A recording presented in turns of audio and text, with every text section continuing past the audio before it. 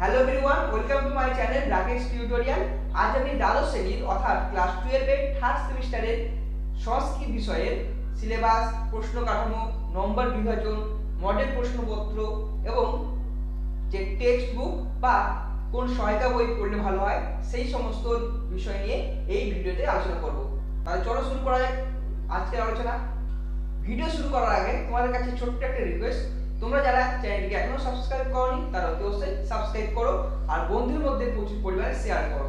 যদি কোনো অসুবিধা হয় কমেন্ট করে জানাবে, আর ভিডিও ভালো লাগলে কমেন্ট একটা লাইক করবে। সংস্কৃত সিলেবাস পার্ট 1 কী কী রয়েছে? প্রথমে রয়েছে সংস্কৃত সাহিত্য, ইউনিট 1-এ রয়েছে গদ্য, যা থেকে 5 নম্বর থাকবে শ্রীমতী, আর যেটা হচ্ছে অবদান শতকমের অংশবিশেষ।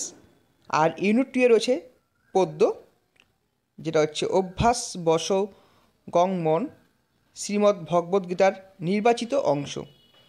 এই অংশ থেকে মোট 5 নম্বর থাকবে। এরপর দেখো ইউনিট 3 বীর সর্বদমন, এটা একটি দৃশ্যকাব্য যেটা মহাকবি কালিদাস রচিত অভিজ্ঞান শকুন্তলম নাটকের অংশবিশেষ। এখান থেকেও 5 নম্বর থাকবে। তাহলে গদ্যে নম্বরে থাকবে 5, পদ্যে 5, দৃশ্যকাব্য বা নাটকে থাকবে 5। এরপরে সংস্কৃত ব্যাকরণ ও সংস্কৃত সাহিত্যের ইতিহাস, এখানে কত নম্বর থাকবে দেখে নাও। আর সিলেবাসে কী কী রয়েছে? ইউনিট 4 ব্যাকরণ, প্রত্যয় রয়েছে তদ্ধিত, অন, মতুপ, তরফ, ইয়সিন, তমফ, ইষ্ঠন। আর নাম ধাতু রয়েছে প্রত্যয়, কামচ, ক্যাচ, ক্যাং, যেখান থেকে 5 নম্বর থাকবে প্রত্যয় থেকে। আর কারক বিভক্তি ও সমাস থেকে থাকবে 5 নম্বর। কারকে থাকবে 5 এবং সমাসে থাকবে 5। মানে ব্যাকরণ থেকে তোমাদের মোট 15 নম্বর থাকবে।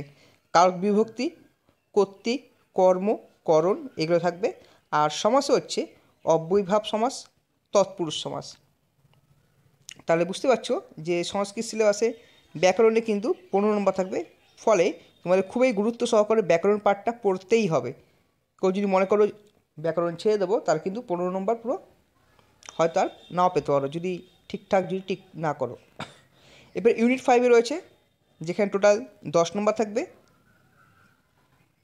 পৌরাণিক ও লৌকিক সংস্কৃত সাহিত্যের ইতিহাস। 1 নম্বরে রয়েছে পুরাণের সংক্ষিপ্ত পরিচয়, যেখানে থাকবে 3 নম্বর। ভাস, কালিদাস ও ভবভূতি সংক্ষিপ্ত পরিচয় থাকবে 4 নম্বর। আর্যভট্ট ও বরাহমির এখান থেকে থাকবে 3 নম্বর, মোট 10 নম্বর। এরপর দেখো প্র্যাকটিক্যালে কী রয়েছে, টোটাল 20 নম্বর থাকবে। 1 নম্বর দেখো সংস্কৃত মনীষাই বিজ্ঞান চেতনা। 2 নম্বর হচ্ছে তৃতীয় ও চতুর্থ সেমিস্টারের পাঠ্য অন্তর্গত বিষয়সমূহ, যেটা সংস্কৃত সাহিত্য ও সাহিত্য ইতিহাস, যে কোনো একটি বিষয় লিখতে দেবে। আর 3 নম্বর হচ্ছে বার্তালাপ বা বিতর্ক, যে কোনো একটি প্রাসঙ্গিক বিষয়ে। তোমাদের স্কুলে যে কোনো একটা প্রজেক্ট করতে দেবে, যেটা থাকবে 20 নম্বর। এই 3টি টপিকের মধ্যে যে কোনো একটি টপিক দেবে। তো আমি তোমাদের চেষ্টা করব সেই প্রজেক্ট নিয়ে আলোচনা করার জন্য, ঠিক আছে? আর যদি কোনো অসুবিধা হয় তাহলে অতি অবশ্যই কমেন্ট করে জানাবে। যতটা সম্ভব আমি চেষ্টা করব, তোমাদের পাশে থাকার চেষ্টা করব, ঠিক আছে? ওকে, এরপর আমি টেক্সট বুক নিয়ে আলোচনা করব। কোন সহায়িকা বই কিনলে ভালো হয়?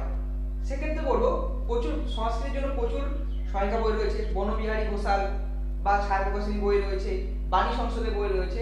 সব বই মোটামুটি ভালো, কিন্তু পার্টিকুলার একটা বইয়ের উপর নির্ভর করলে হবে না। সেক্ষেত্রে বলবো আগে তোমার টেক্সটটা ভালোভাবে পড়ো, এবং তোমার যে বন্ধু সার্কেল রয়েছে, ফ্রেন্ড সার্কেল, তাদের মধ্যে একটা বই ভাগ করে, ধর কেউ ছায়া কিনলে, কেউ বনবিহারী ঘোষাল কিনলে, এইভাবে যদি কেনা হয় তাহলে কিন্তু ধরো তোমার নিজের ভাবে নিজে থাকলো। সেক্ষেত্রে বলবো নিজেরটা নিজেই থাকলো।